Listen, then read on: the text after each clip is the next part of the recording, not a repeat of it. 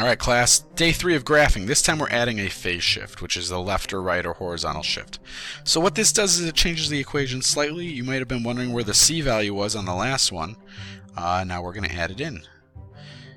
So you have to be careful here. I'm going to write this a specific way. Notice how I have like multiple parentheses. That's because it's important you have the B value factored out. I'm going to write that here actually. You must...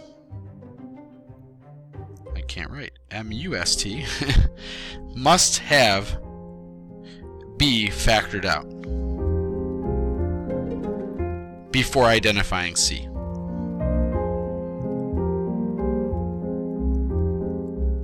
This is very critical.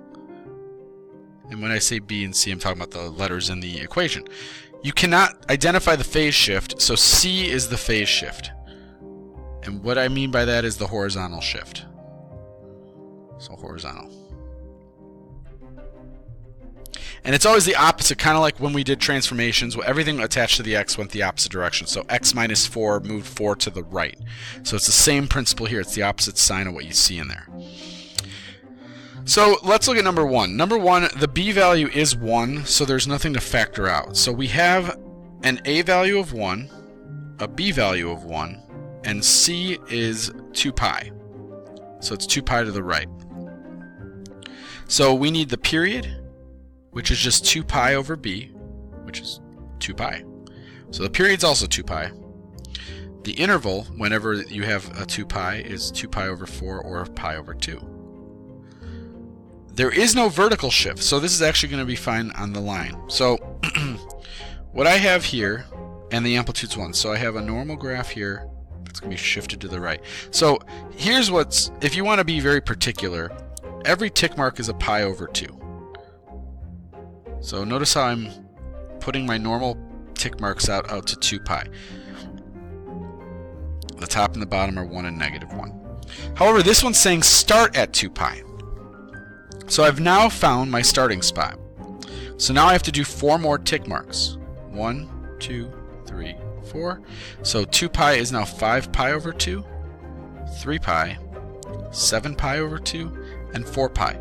So we're actually going to be graphing from 2 pi to 4 pi because we shifted the graph over 2 pi to the right.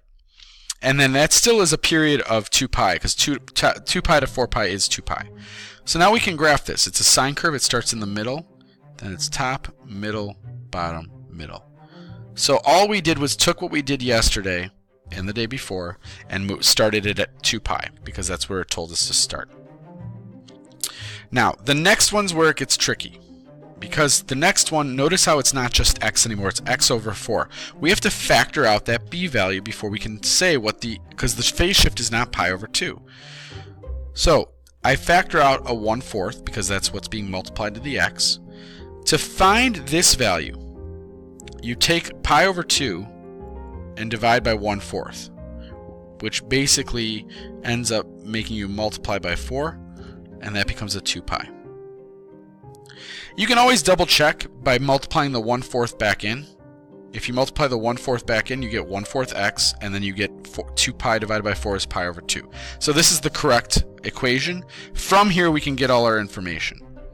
Okay, so we know that a is equal to 2, b is equal to 1/4, and our phase shift is equal to negative 2 pi. We're starting it to the left, or because this is positive, so we're going to the left. So now we have to find the period, which is 2 pi divided by b, which becomes 8 pi. And the interval, you take that and divide it by 4. So that's 2 pi. So each tick marks 2 pi. But we're starting 2 pi to the left. So if I do 1 tick mark, that's negative 2 pi. Well, that's where I want to start, so that's good. We'll start there. Then if I move to the right, the next tick mark was 0. We move from there. Then it's 2 pi. Then it's 4 pi. Then it's 6 pi. So those are my tick marks for this one. It just shifted the graph. Notice, though, from negative 2 pi to 6 pi, we still have a span of 8 pi, which is the period. That's what always should work. And then we have 2 on top, negative 2 on bottom. If I just draw these dashed lines so you guys know where to to graph. The middle line is still there. No vertical shift again. Giving you guys easy ones. We do have a positive cosine curve, which means at negative 2 pi, we're starting at the top instead. Then we go middle, bottom, middle, top. So we have our cosine curve. And there it is. It shifted 2 pi to the left, and it has a period of 8 pi. Alright, I'm going to skip number 3 because there is no phase shift. It's just a one from yesterday's video, so if you want practice on that just by itself, you can watch yesterday's. I am going to go on to this next one, which incorporates everything, number 4. So, again, there is a b value, but that b value needs to be factored out. So I'm factoring out the 3, theta, and then if you divide pi by 3, you get pi over 3. So, this is telling you that a is 5, b is 3, c is negative pi over 3, and that's where we start on the x, and d is 2. That's our midline that we talked about on the last video. This is the first time we have a shift up. So the period is equal to 2 pi over 3, which that's all it is. You can't simplify that. The interval is equal to 2 pi over 3 over 4, which is pi over 6. So we have a pi over 6 interval. But we have to start negative pi over 3. So I have this. I have this. So if I say this is negative pi over 6, this is negative 2 pi over 6, which is negative pi over 3. That's my interval. I'm going this way with it, though. I've found my starting spot, so now I'm going to go to the right. So negative pi over 6, 0, pi over 6, and then finally 2 pi over 6, which is pi over 3. So those are my 5 tick marks. I need to move the midline up 2, 1, 2. So there's where my line is for the middle of the graph. And then we're going up 5 more. 1, 2, 3, 4, 5 at 7. 1, 2, 3, 4, 5 at negative 3.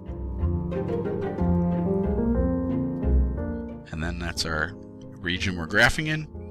It is a positive sign, so we start to the far left at negative pi over 3 because that's where our c value is. I'm starting in the middle because it's sine. It's positive sign, so I go up first, then back to the middle, then down, then back to the middle. And there's my curve. Shifted pi over 3 to the left, or negative pi over 3. Okay. Alright, so that's incorporating everything. I should have had a +2 there. Alright, so then all we're doing now is I'm giving you all the information. You have to create the equation. So I'm telling you the amplitude is 3, so A is 3. I'm telling you the phase shift is pi, so C is pi.